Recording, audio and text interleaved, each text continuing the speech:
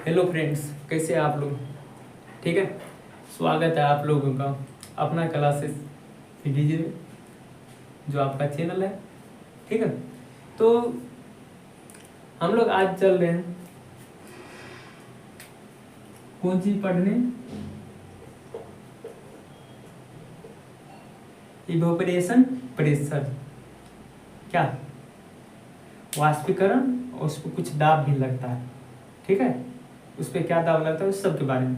तो हम ऐसे एक तरह से बोल सकते हैं इवोपरेशन प्रोसेस, मतलब वाष्पीकरण प्रक्रिया या वाष्पन की प्रक्रिया। तो हेडिंग देंगे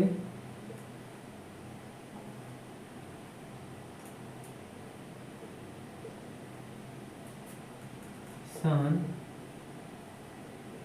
प्रोसेस। ठीक है, वाष्पन या वाष्पीकरण क्रिया या प्रक्रिया। तो हम लोगों ने पीछे जान चुका है कि इवेपोरेशन क्या होता है, वाष्पीकरण क्या होता है, लेकिन फिर भी अभी हम लोग जानेंगे।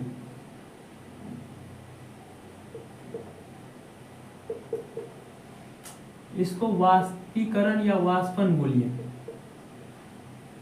यह एक प्रक्रिया है, क्या है, प्रोसेस है। हम लोग जानते हैं कि देख लीजिए, कोई द्रव्य है, ऐसे है, सॉरी,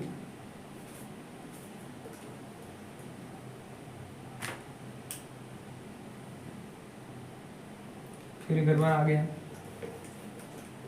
और इस बार सही बनाएंगे। ठीक है, अब देखिए ये हो गया। मान लीजिए आप लोग ये कोई कढ़ाई है, कढ़ाई है, पकड़ने वाला है, देख रहे होंगे आप लोग अच्छी तरह से। इसमें लिक्विड दिया हुआ है, मान लेते हैं वाटर है, लिक्विड के रूप में क्या है, वाटर है। और यहाँ पे नीचे से क्या दे रहे हैं, बहुत ज्यादा जलावन है,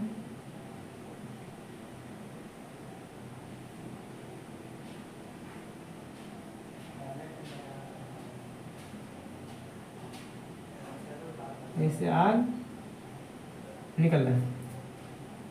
तो इससे होके वाष्प निकलता है। जब हम जलाना स्टार्ट किए, वाष्प बनाना स्टार्ट किए, तो कम मात्रा में निकलेगा, यहाँ से निकलेगा,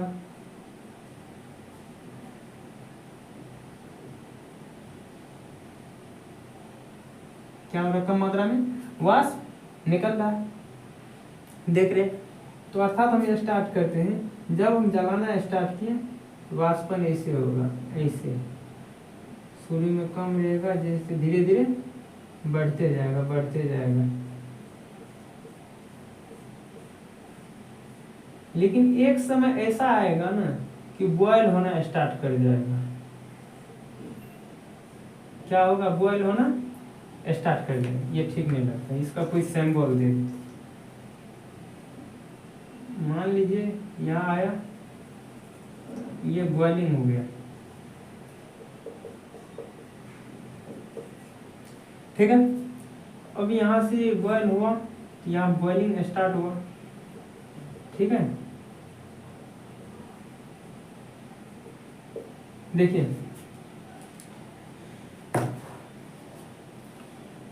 तो हम लोग वाष्पन किसको कहेंगे, तो जब यहाँ से हमारा वाष्प निकलना स्टार्ट हुआ ना, तो जहाँ से वाष्प निकलना स्टार्ट होता है तो उसी को क्या कहते हैं, वाष्पन कहते हैं। तो कब तक होगा, जब तक बॉइलिंग होगा, अर्थात उबलने लगेगा, तब तक वाष्पन कहलाएगा। उसके बाद वो बॉइलिंग कहलाने लगेगा।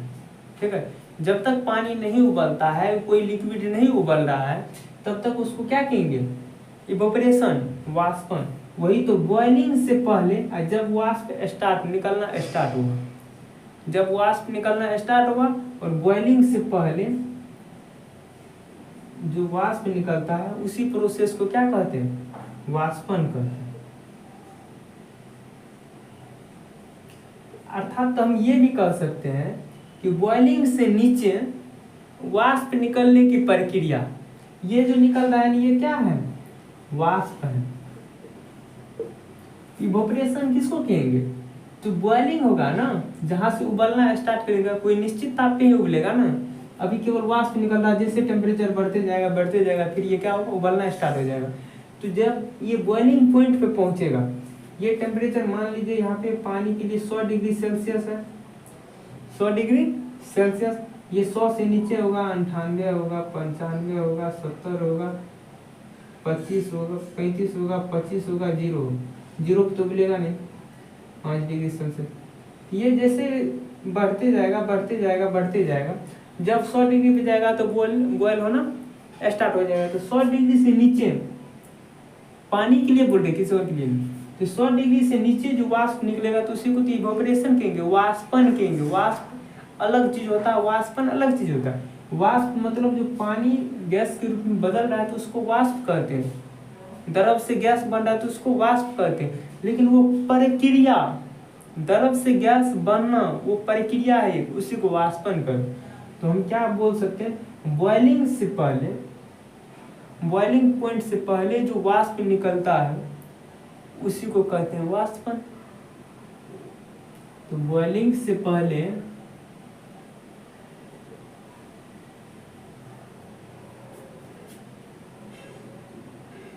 बॉइलिंग मतलब बॉइलिंग पॉइंट लिखते हैं, बॉइलिंग पॉइंट अर्थात क्वथ नाक से पहले, बॉइलिंग से पहले जो वाष्प निकलता है, जो वाष्प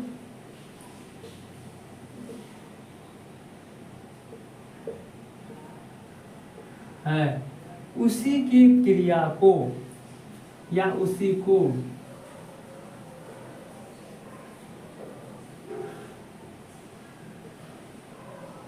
क्रिया को वाष्पन कहते हैं।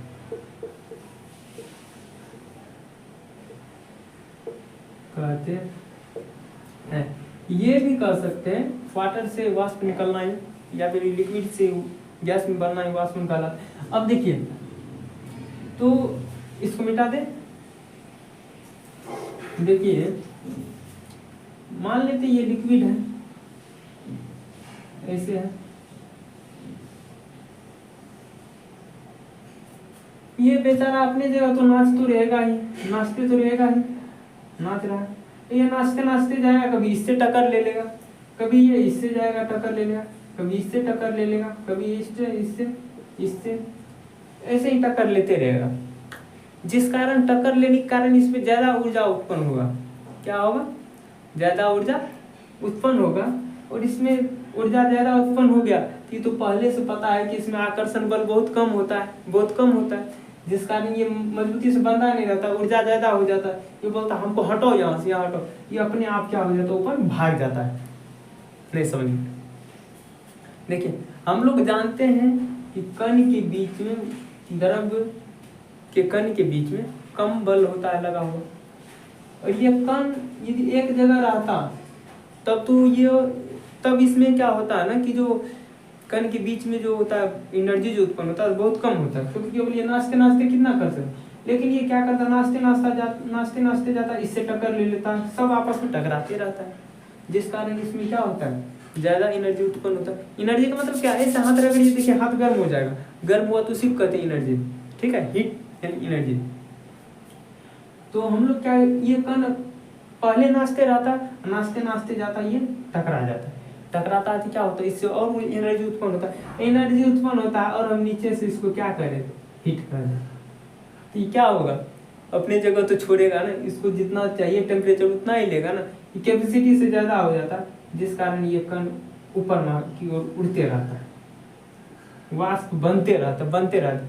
जब कैपेसिटी से अधिक टेम्परेचर मिल जाएगा तो नीचे से भी वाष्प निकलना स्टार्ट होता है। जब नीचे से वाष्प निकलना स्टार्ट होता है तो उसी को तो कहते हैं बॉइलिंग, कोई और चीज नहीं होता है बॉइलिंग, ठीक है। तो ये जो इवोपरेशन होता है केवल ऊपरी सतह से होता है, इसके लिए कोई निश्चित टेम्परेचर नहीं होता है, लेकिन बॉइलिंग एक निश्चित टेम्परेचर पे होता है, ठीक है। तो बॉइलिंग से पहले जो वाष्प निकलता है उसी को तो इवोपरेशन कहते हैं, ठीक है। तो आप लोग अच्छी तरह समझ गए होंगे कि जब पानी उबलने लगता है तो उससे पहले जो वाष्प निकलता है उसी प्रोसेस को क्या कहते हैं, इवोपरेशन कहते हैं, ठीक है। कोई दिक्कत नहीं, आगे देखते हैं। तो हमने क्या देखा कि जो इसका कण है एक जगह से दूसरी जगह गमन करते रहता है, करता है कि नहीं करता है, और उसके बाद ये कभी कभी टकराता है, जिस कारण ये क्या होते रहता है, ज़्यादा एनर्जी हीट उत्पन्न करता है, और ये जैसे टेम्परेचर देते हो जल्दी वाष्प बन जाता है। इसीलिए ठोस की तुलना में द्रव क्या होता है, ज़्यादा वाष्पशील होता है, ठीक है।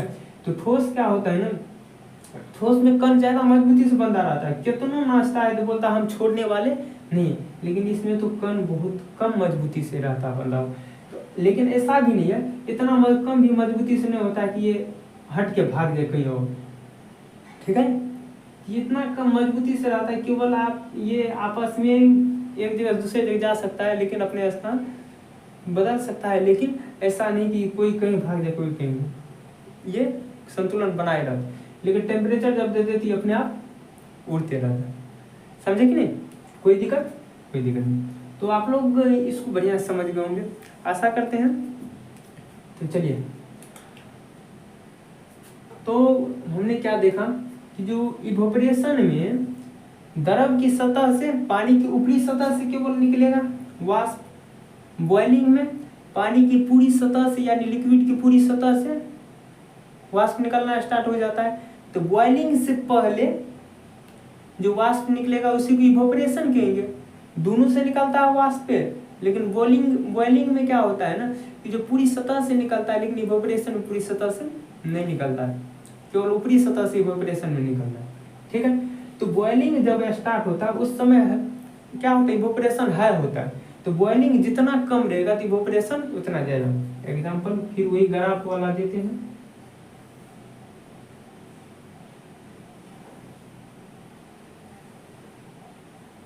मान लीजिए यहाँ से बॉयल होना स्टार्ट हुआ, बॉयल होना स्टार्ट हुआ तो बॉइलिंग शुरुआत है तो कम ही उबलेगा, शुरुआत में क्या एक ज़्यादा उबलने लगता है, शुरुआत में कम। मान लीजिए बॉयल होना यहाँ से स्टार्ट हुआ, boiling point BP, blood pressure नहीं, बॉइलिंग पॉइंट बीपी, यहाँ से स्टार्ट हुआ, थोड़ा बॉइलिंग पॉइंट बढ़ा, ऐसे बढ़ेगा, यहाँ से ऐसे बढ़ा, फिर ऐसे बढ़ा, बॉइलिंग पॉइंट बढ़ते गया, फिर बढ़ते गया, पूरा बढ़ते जाएगा। एक समय ऐसा आएगा जो लिक्विड खत्म, ठीक है।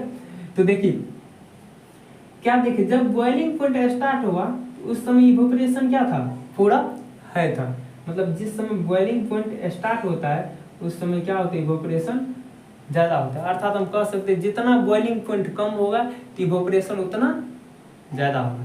तो कुछ पॉइंट को हम लिख लेते हैं, क्या जो बोले वही लिखना है, कुछ ज़्यादा नहीं लिखना, ठीक है। तो इस सबको मिटा देते हैं।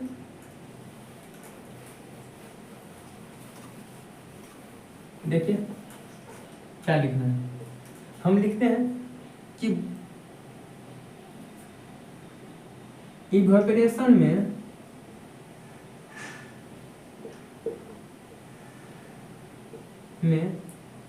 लिक्विड की ऊपरी सतह से वाष्प निकलता है, लिक्विड की ऊपरी सतह से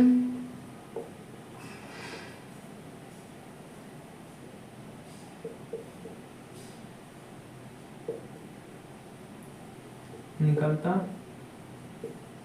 है, लेकिन क्या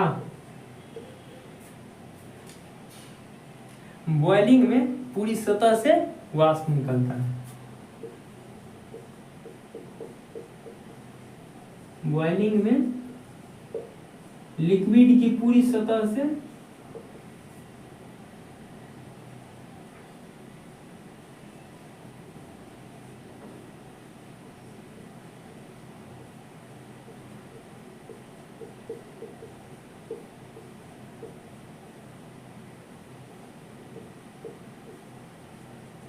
पूरी सतह का मतलब ऊपर वाला भाग भी और नीचे वाला भी, दायां बायां जहां भी हो, पूरी लिक्विड में, पूरी लिक्विड से क्या होता है, द्रव लिक्विड से क्या होता है, वाष्प निकलते रहता है। तो देखिए और क्या बोल सकते हैं, और अभी एक पॉइंट बोले थे कि जो बॉइलिंग जितना कम रहेगा ना, लिक्विड वेपर प्रेशर उतना तेजी से होगा। बॉइलिंग जितना कम होगा, इवोपरेशन, सॉरी वेपर प्रेशर में इवोपरेशन, बॉइलिंग जितना कम होगा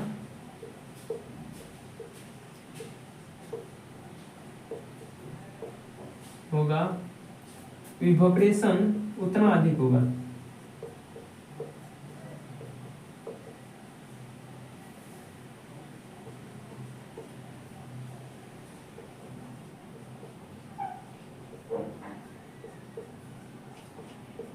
इवोपरेशन क्या होगा, उतना अधिक होगा।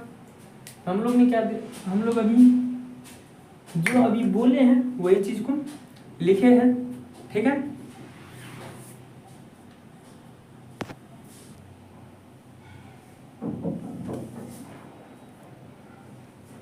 नोट कर लिए होंगे, अब आगे बढ़ते हैं।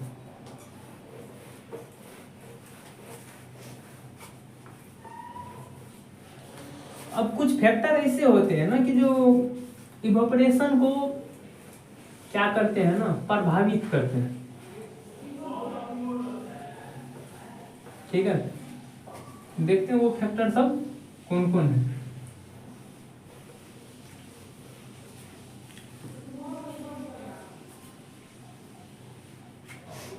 तो इसमें हम कह सकते हैं कि जो वाष्पन को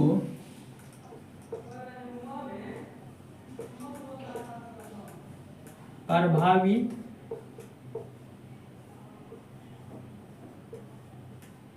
करने वाले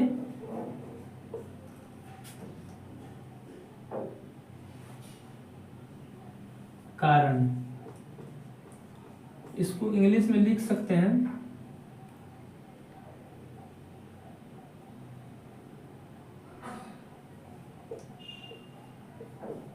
explanation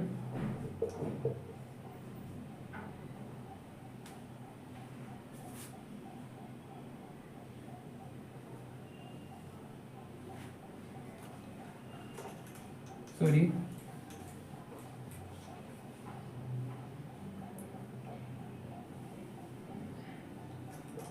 factors affecting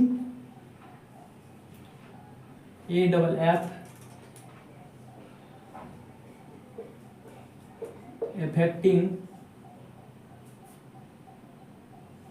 of evaporation।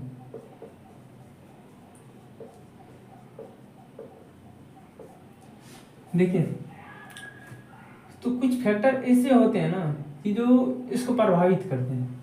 Example के लिए एक नंबर में क्या होगा, आप लोग दिमाग लगाइए तो क्या क्या हो सकता है।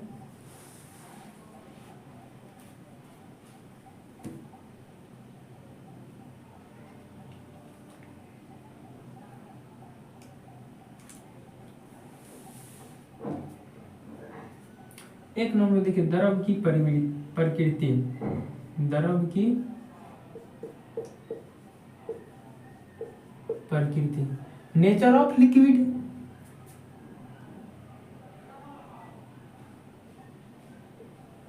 द्रव की प्रकृति मतलब कैसा द्रव यह, उस पर भी डिपेंड करता है, ठीक है। जैसा द्रव रहेगा उस हिसाब से, उस द्रव में कण कैसा है, किस तरह से, ज्यादा कण है कि ज्यादा कम है, ठीक है। तो जैसा द्रव रहेगा उसके कण पे क्या करेगा, डिपेंड करेगा, ठीक है। तो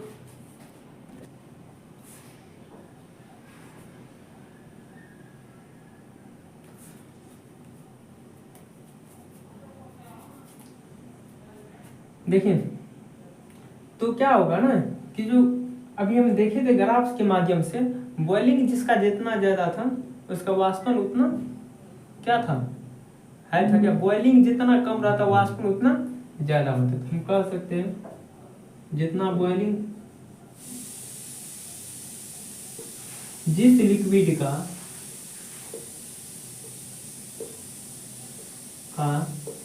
बॉइलिंग ज्यादा होगी कम होगा? कम होगा।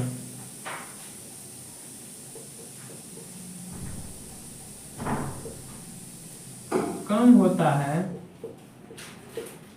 जिस लिक्विड का बॉइलिंग कम होता है उसका वाष्पन कम होगा कि ज्यादा होगा? वाष्पन अधिक होगा। दिखाए थे ना, जहाँ पे बॉयल होने लगा था वहां पे वाष्पन पूरा हो गया था, बढ़ गया था, फिर बॉयल होना स्टार्ट हुआ।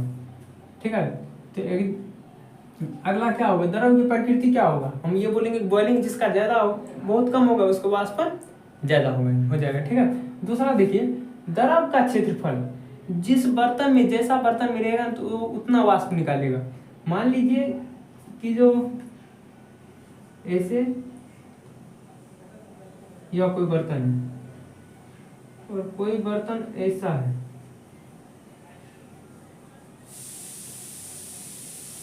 कोई बर्तन ऐसा है, कोई बर्तन केवल ऐसा ही देखने में जैसा है वैसे ही हो, तो आप लोग बताइए किसमें ज्यादा वाष्प होगा? ये दोनों में वाष्प बराबर होगा लेकिन इसमें कम होगा, क्योंकि इसका एरिया क्या है? ऊपर का कम है, वाष्प निकलने वाला कम है, और इसका क्या है? बहुत ज्यादा है, इसका भी ज्यादा है। तो जिसका ऊपर वाला भाग मतलब क्षेत्र, जितना बड़ा एरिया रहेगा, जितना बड़ा क्षेत्र रहेगा, वो वाष्प उतना ज्यादा छोड़ेगा। ठीक है, तो हम इसमें लिख सकते हैं कि द्रव के पृष्ठीय क्षेत्रफल पे भी डिपेंड करेगा कि वाष्प कितना निकलेगा। कौन कौन चीज पे डिपेंड करेगा? एक पहली की प्रकृति पे, जिसका बॉइलिंग पॉइंट जितना कम रहेगा वाष्पन उतना अधिक होगा। और क्या? द्रव के पृष्ठीय क्षेत्रफल,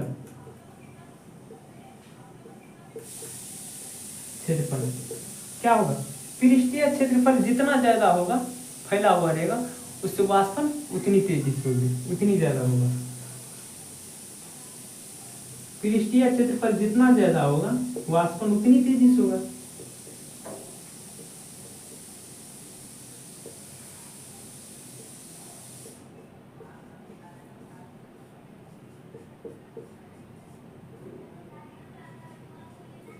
वाष्पन उतनी होगी। और बताइए तीसरा क्या हो सकता है? अब ये चीज दिमाग में आ रहा है कि जो द्रव का प्रकृति हो गया, जिसका बॉइलिंग पॉइंट जितना होगा, जितना कम होगा उतना वाष्पन होगा। ठीक है, उसके बाद देखिए कि उसका सतह जैसा होगा, ज्यादा बड़ा सतह होगा ऊपर वाला तो उतना वाष्प निकलेगा। ठीक है, ये भी ठीक। तो अब कहीं ना कहीं वाष्प निकलता है किस वजह से? टेम्परेचर की वजह से। तो इसमें तो रोल क्या है? वाष्प निकालने के लिए टेम्परेचर का भी तो रोल है ना। तो हम क्या कर सकते हैं तीसरे नंबर में कि जो द्रव की ताप, ये ताप पर भी डिपेंड करेगा। द्रव की ताप, ये देखिए जितना ताप बढ़ाते रहेंगे उसका वाष्पन उतना ज्यादा होगा, होगा कि नहीं? तो जितनी ताप बढ़ाएंगे इसका वाष्पन उतनी तेजी से होगा। जितना ताप बढ़ेगा वाष्पन उतनी तेजी से होगी। अब देखिए चौथा में क्या आ सकता है? अब देख लिए हम लोग कि जो पहली बात कि हमको द्रव चाहिए, वाष्पन के लिए द्रव ले लिए। तो इसमें देखिए द्रव की प्रकृति क्या है? तो हम बोले कि द्रव का वाष्पन वहां तक होगा यदि बॉइलिंग पॉइंट कम हो जाए, तो उससे नीचे जितना आता है वाष्पन बहुत फास्ट में होता है। ठीक है, ज्यादा वाष्प निकलते रहता है, कोई दिक्कत नहीं। उसके बाद बोले कि वाष्पन तेजी से तब होगा जब उसमें क्या होना चाहिए? क्षेत्रफल, पृष्ठीय क्षेत्रफल, ऊपर वाला पृष्ठीय क्षेत्रफल क्या हो? अधिक हो, तो वाष्पन क्या होगा? तेजी से होगा। फिर बोले अरे वाष्पन करने के लिए तो टेम्परेचर भी की तो आवश्यकता होती है, टेम्परेचर देंगे तब तो वाष्पन होगा ना। तो क्या हुआ ना कि तब टेम्परेचर दिए जितना दिए। तो अब देख रहे हैं ना, और कुछ दिमाग में आ रहा है, तो आखिर और किस कारण से वाष्प ज्यादा होगा और किस कारण से वाष्प ज़्यादा होगा तो दिमाग में आया एक ख्याल कि यदि ऊपर का वाष्प गर्म वायु को हटाते जाए हवा से तो क्या होगा ना कि जो नीचे से वाष्प ज़्यादा निकलेगा। नहीं समझ में आया? देखिए वाष्प जो निकलता है द्रव का ही कण होता है। देखिए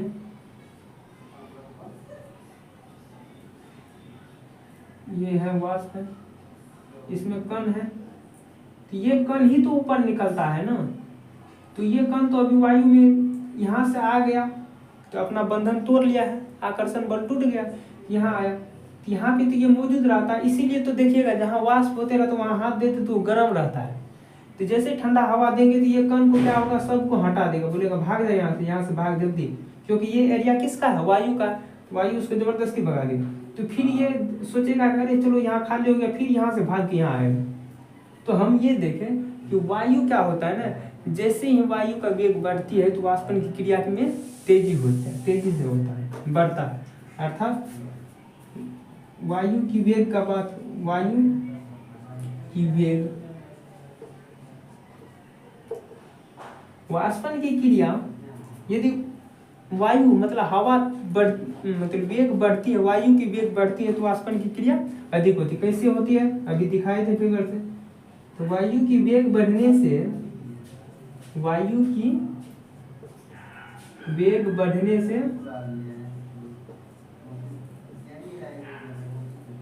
वाष्पन की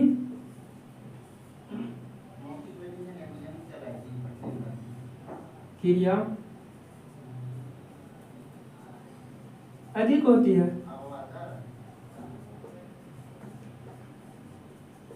ठीक है, वायु की वेग बढ़ने से वाष्पन की क्रिया अधिक होती है।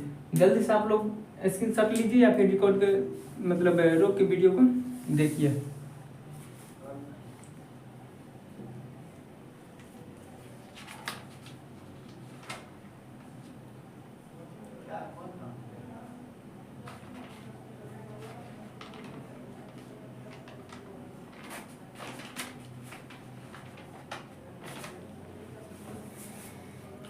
तो आगे देखते हैं, मिटा दे इस सबको। कितना 4 नंबर तक हुआ है। चलिए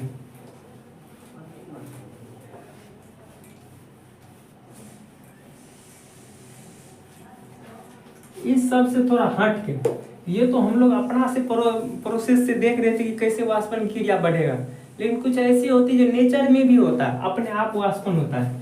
तो वही हम बताते हैं अभी क्या होता है। आप लोग आर्द्रता का नाम सुने हैं?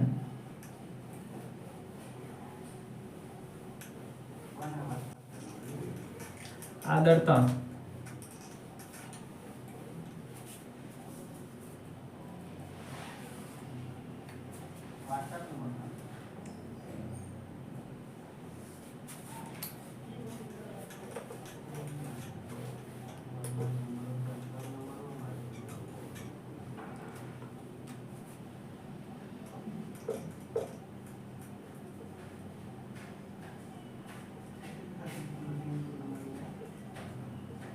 ह्यूमिडिटी,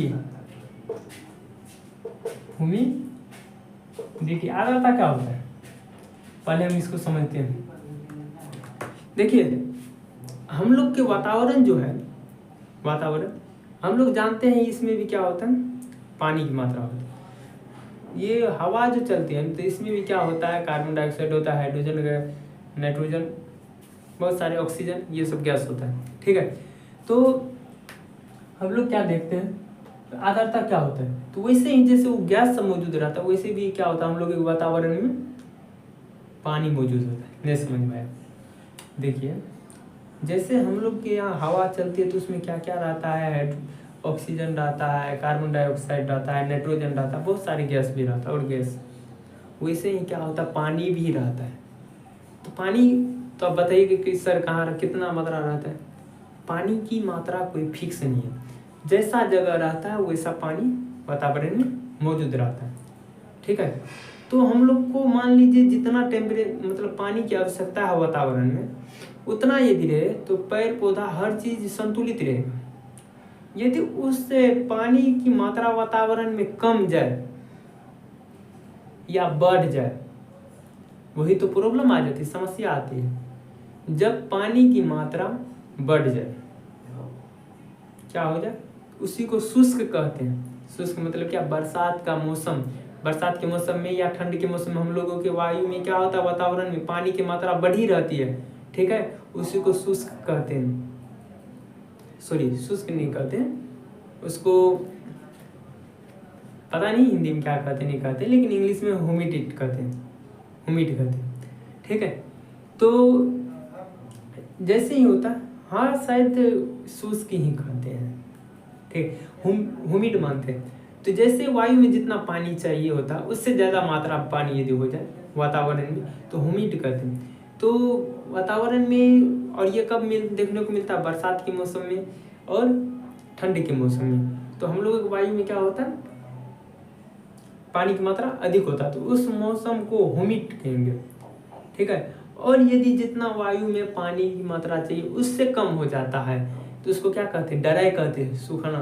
मतलब कई कई सुनते हो ना कि जो बोलते रहता है कि जो अप्रैल और के मौसम में, जून जुलाई के मौसम में, अरे इतना सुखाड़ आ गया, ये हो गया वो हो गया, फसल जल रहा है, मतलब वातावरण में पानी घट गया है, समझे।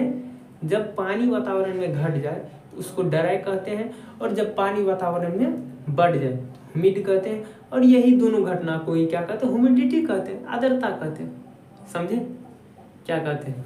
चलिए लिख लेते हैं, देख लेते हैं इससे पहले।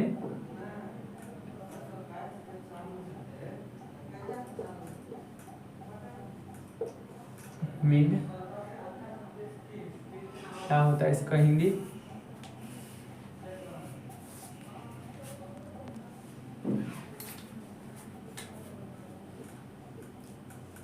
आर्द्र कहते हैं, ठीक है। तो ह्यूमिड किसको कहते हैं, जब वातावरण में पानी की मात्रा बढ़ जाए, जब वातावरण में पानी की मात्रा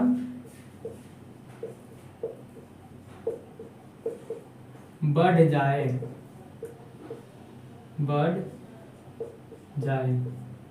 तो उसे ह्यूमिड कहते हैं, आर्द्र कहते हैं। अब देखिए, यदि वातावरण में पानी की मात्रा घट जाए तो उसे क्या कहते हैं, सॉरी, उसको ड्राई कहते हैं। क्या कहते हैं, ड्राई, मतलब सुखाड़, यानी ड्राई का होता है शुष्क या सुखाड़ जो बोलते हो। तो जब वातावरण में क्या होता है, पानी की मात्रा बढ़ जाता है, जब वातावरण में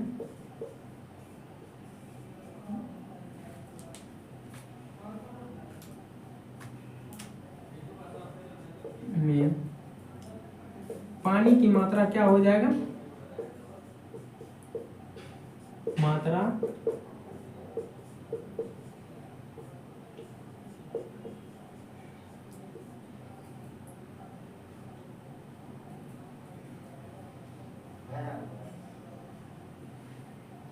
बढ़ जाए तो उसे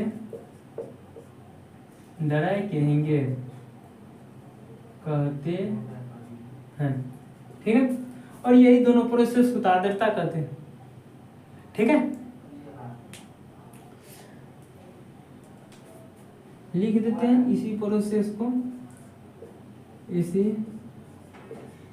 प्रोसेस को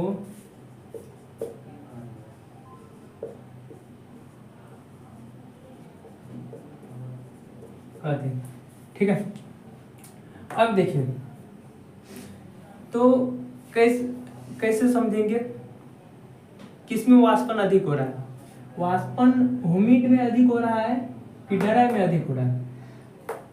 ह्यूमिडिटी में तो वाष्पन होता है, लेकिन किस में ज्यादा होता है ये पता कैसे चलेगा। एक्सपेरिमेंट आप लोग बार बार कर रहे हैं लेकिन आप लोग ध्यान नहीं देते। देखिए जब हम लोग कपड़ा सुखाते हैं ना, खींचते हैं, साफ करते हैं ना, तो ठंड के मौसम में 3 दिन 4 दिन पे या 2 दिन लग जाता है कपड़े को सूखने में। लेकिन वही गर्मी के मौसम में ड्राई टाइम में, ठीक है, ड्राई टाइम में 1 से 2 घंटा के अंदर में वो सूख जाता है। तो कपड़ा का पानी कहाँ जाता है? वही पानी वाष्प में बदलते रहता है। तो वातावरण में जब पानी कम रहता है ना, तो जैसे कपड़ा में का पानी है तो वातावरण क्या करेगा, वो कपड़ा के पानी को अवशोषित करते रहेगा। तो जैसे कपड़ा से पानी को अवशोषित किया वातावरण, कपड़ा के पानी को अवशोषित कर लिया, वाष्प के रूप में खींच लिया, तो ये कब करेगा? जब उसको जरूरत रहेगा। हम कब खाना खाएंगे? जब हमको भूख लगा रहेगा। और जब भूख नहीं लगा रहेगा तो खाना बगल में रखा हुआ रहेगा, उससे कोई मतलब है क्या? कोई मतलब नहीं है, ठीक है। बोलेंगे भूख लगेगा तो हम खा लेंगे, खाना रखा हुआ है, जब भूख लगेगा तो हम खा लेंगे। लेकिन भूख नहीं लगा है तो क्या करेंगे? साइड में रख देंगे, ठीक है। तो वैसे ही क्या करते हैं इसमें, तो जब वातावरण में पानी की मात्रा होती है, जरूरत होती है, पानी की मात्रा कम रहता है, तो उसे पानी की जरूरत रहता है, तो उस समय चाहे मिट्टी का पानी हो, कपड़ा का पानी हो, या कहीं नदी, कुआं, तालाब और का पानी हो, तो वातावरण क्या करते रहता है? उस पानी को बहुत ज्यादा मात्रा में खींचते रहता है, अवशोषित करते रहता है, ठीक है। तो इसी कारण फसल में भी देखिएगा 2 दिन 3 दिन पे पानी, 4 दिन पे, 8 दिन पे, जहाँ का मिट्टी जैसा रहता है वैसे डालना पड़ता है, ठीक है। तो उस समय ड्राई का टाइम रहता है, वातावरण में वायु में पानी की कमी का समय रहता है। तो उस समय हम लोगों का कपड़ा में जो पानी रहता है बहुत जल्दी वायु क्या कर लेता है? खींच लेता है, समझे। लेकिन वही ठंड के मौसम में चले जाइए या फिर सर्दी बरसात के मौसम में चले जाइए, उस समय वातावरण में पानी की मात्रा भरपूर रहता है, वातावरण को पानी की जरूरत नहीं रहता, जिस कारण हमारे कपड़े में पानी धीरे धीरे धीरे धीरे वाष्प बनते रहता है, निकलते रहता है धीरे धीरे, ठीक है। तो इसमें हम ये कह सकते हैं कि आर्द्रता, मतलब ये दोनों का भी क्या है? योगदान होता है कौन चीज में? वाष्पीकरण में, ठीक है। तो और गर्मी के मौसम में हम लोग सूती कपड़े और भी पहनते हैं, क्यों? क्योंकि हम बोले हैं कि वातावरण को जब पानी की आवश्यकता होती है तो किसी चीज को नहीं छोड़ता, जहां भी पानी हो वो खींचते रहेगा। जैसे अभी गर्मी का मौसम है, देख रहे होंगे हमको पसीना आ रहा है, तो ये हमारा कोई नेचर नहीं कि हमारे शरीर से पानी पसीना निकलते। अभी जिस रूम में है, इस रूम के वातावरण को क्या चाहिए? पानी चाहिए। तो उसको कहाँ से पानी मिलेगा? हमारे शरीर से पानी खींच रहा है, पानी खींच रहा है जिस कारण हमको गर्मी लग रहा है, मतलब हमारे शरीर से एनर्जी निकल रहा है, समझे कि नहीं? हमारे शरीर से वो एनर्जी ले रहा है, गर्मी निकल रहा है। तो इसीलिए हम लोग सूती वस्त्र पहनते ताकि वो पसीना वातावरण में ना जाके कोई कपड़ा में रहे, और कपड़ा में गया तो कुछ देर तो कपड़ा भींगा हुआ रहेगा, ठंड रहेगा। अब भींगा हुआ रहा तो जिससे हवा जाएगी तो वो हवा क्या करेगी? उस पानी को ठंडा देगी, जिससे वो एनर्जी में रहता है, तो फिर कोल्ड हो जाता है, ठंडा जाता है, और ठंडाने से हमारा शरीर को राहत मिलता है, और जैसे राहत मिला तो हमारे शरीर से पसीना निकलना कम हो जाता है। इसीलिए हम लोग सूती वस्त्र का इस्तेमाल करते हैं। और सूती वस्त्र में ये होता है ना कि जो पसीना को अवशोषित या फिर पानी को अवशोषित करने की कैपेसिटी अधिक होती है, समझे कि नहीं? थोड़ा पानी निकला कि सूती वस्त्र उसको अवशोषित कर लिया, समझे। तो आशा करते हैं कि जो ये सब जो अभी था इवोपरेशन, तो बढ़िया समझ गए होंगे कौन कौन नेचर पे डिपेंड किया, इसका कौन कौन चीज पे। पहला के द्रव की प्रकृति पे, द्रव का प्रकृति जैसा रहेगा वाष्प वैसे निकलेगा, ठीक है। जितना कम बॉइलिंग पॉइंट होगा तो वाष्प उतनी निकलेगा, तो पहला द्रव की प्रकृति। दूसरा हम लोग क्या पढ़े? द्रव का पृष्ठीय सतह जितना ज्यादा रहेगा ना तो वाष्प उससे उतना ज्यादा निकलेगा। तीसरा क्या देखें? द्रव का में जितना टेम्परेचर बढ़ाएंगे तो वाष्प उतना निकलेगा। चौथा, द्रव का वेग वायु का वेग जितना बढ़ेगा तो द्रव का वाष्प उतना बढ़ेगा।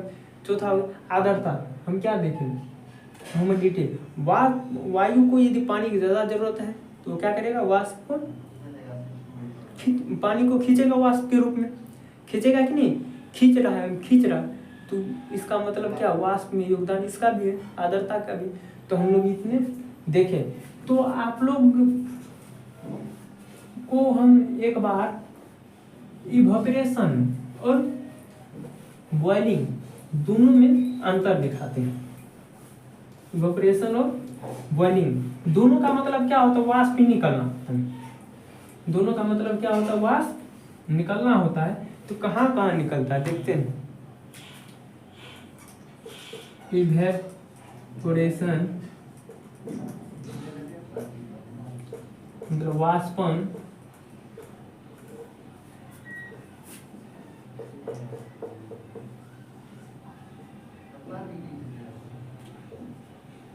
क्वथन।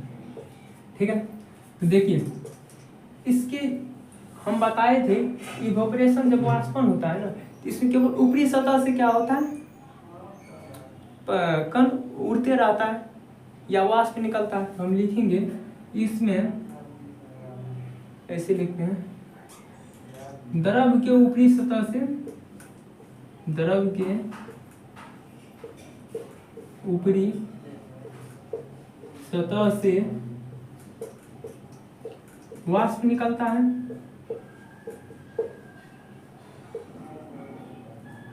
इसमें द्रव के ऊपरी सतह से नहीं बल्कि पूरे सतह से निकलता है, तो इसमें हम लिखेंगे द्रव की पूरी सतह से वाष्प निकलता है।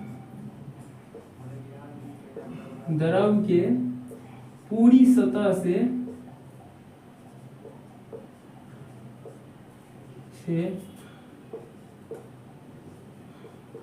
वाष्प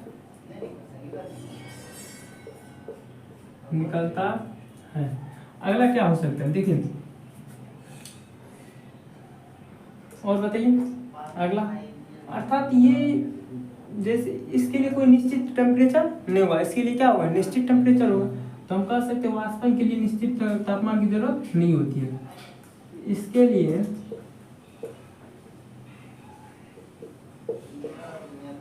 निश्चित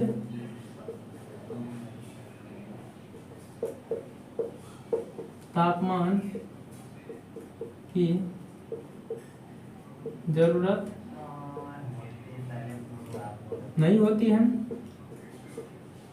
लेकिन इसके लिए क्या होता है, निश्चित तापमान की जरूरत होती है। जो एक निश्चित तापमान पे उबलना स्टार्ट करेगा। तो हम लिखेंगे इसके लिए निश्चित तापमान की जरूरत, निश्चित तापमान की जरूरत होती है। इसमें क्या करता है ना कि ये उबलता नहीं है, लेकिन ये उबलता है, यह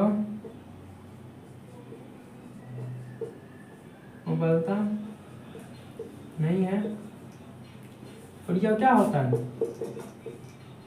उबलता है।